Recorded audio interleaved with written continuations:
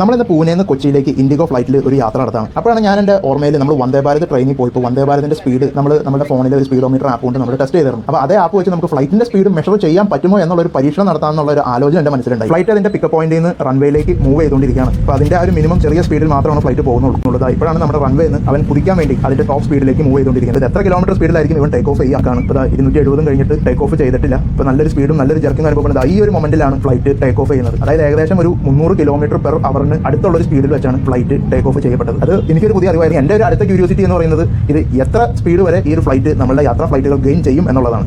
ഇപ്പോൾ 300 കഴിഞ്ഞ് 400 കിലോമീറ്റർ സ്പീഡിലേക്ക് അവൻ എത്തിയിട്ടുണ്ട്. ആ 500 സ്പീഡും കഴിഞ്ഞും ഇവൻ വീണ്ടും മുന്നോട്ട് പോയിക്കൊണ്ടേയിരിക്കുകയാണ്. ഇപ്പോൾ ഏകദേശം ഇപ്പോൾ 500, 490 ആ റേഞ്ചിൽ നിൽക്കണം. ഇപ്പോൾ എൻ്റെ ധാരണ ഏകദേശം 500 കിലോമീറ്റർ സ്പീഡിലായിരിക്കും നമ്മുടെ ഫ്ലൈറ്റ് നോർമലി സഞ്ചരിക്കുന്നതെന്നാണ്. പക്ഷേ ഞാൻ വീണ്ടും വെയിറ്റ് ചെയ്തു. അപ്പോഴാണ് ഞാൻ മനസ്സിലാക്കിയത് വീണ്ടും അവൻ സ്പീഡ് കൂടി വരികയാണ്. അത് 800 കിലോമീറ്റർ പെർ അവറും കഴിഞ്ഞ് മുന്നോട്ട് കുതിക്കുകയാണ്. ഇനി 900 വരെ എത്തുമോ എന്നുള്ളതാണ് എൻ്റെ അടുത്ത ചോദ്യം. അതോ ഇനി അതും കടന്ന് 1000ലേക്ക് പോകുമോ എന്നൊക്കെ. യെസ്, നമ്മുടെ 900 കിലോമീറ്റർ കഴിഞ്ഞ്, അതായത് 900 കിലോമീറ്റർ പെർ അവറും കഴിഞ്ഞ് അതിന് മുകളിലുള്ള സ്പീഡിലാണ് ഇപ്പോൾ നമ്മുടെ ഫ്ലൈറ്റ് സഞ്ചരിക്കുന്നത്. ഇപ്പോൾ നമ്മുടെ മാക്സിമം സ്പീഡ് കണ്ടാൽ നമുക്കറിയാം 922 കിലോമീറ്റർ പെർ അവർ വരെ നമ്മുടെ ഫ്ലൈറ്റ് ആ ഒരു സ്പീഡ് ഗെയിൻ ചെയ്തിട്ടുണ്ട്. അതായത് ഒരു മാക്കിൻ്റെ 3/4, അതായത് സൂപ്പർസോണിക് സ്പീഡിൻ്റെ ഒരു 3/4 സ്പീഡ് വരെ, 3/4 സ്പീഡ് വരെ നമ്മൾ ഗെയിൻ ചെയ്തിട്ടുണ്ട് നമ്മുടെ ഈ ഒരു പാസഞ്ചർ ഫ്ലൈറ്റിലൂടെ.